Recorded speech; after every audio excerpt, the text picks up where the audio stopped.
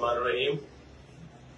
तौहीन सहाबा व अहले बैत के नाम से एक तरमीमी बिल सेनेट में पेश किया गया।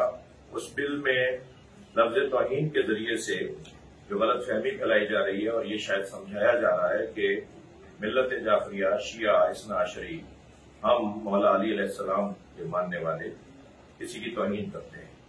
हम हरगिज किसी की तौहीन नहीं करते।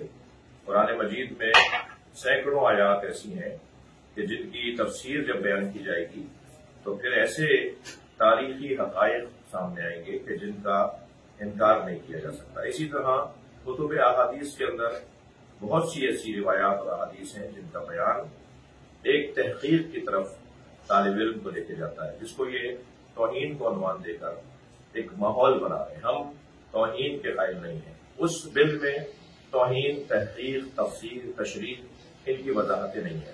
यानी तौहीन को तहकीक कर दिया जाएगा, तहकीक को तौहीन कर दिया जाएगा।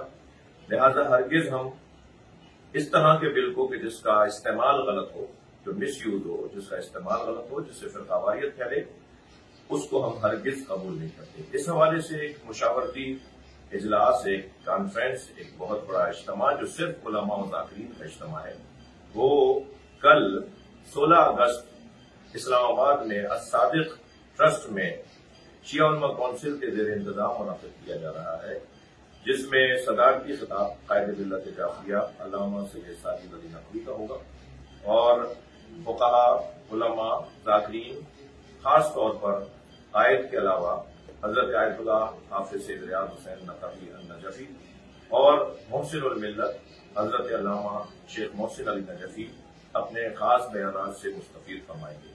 आप तमाम उलमा और ज़ाकिरीन से अपील करता हूँ कि इस इजलास में जरूर हुसैन ला इलाहा इल्लल्लाह, खतीब नूर के सिना ला इलाहा इल्लल्लाह।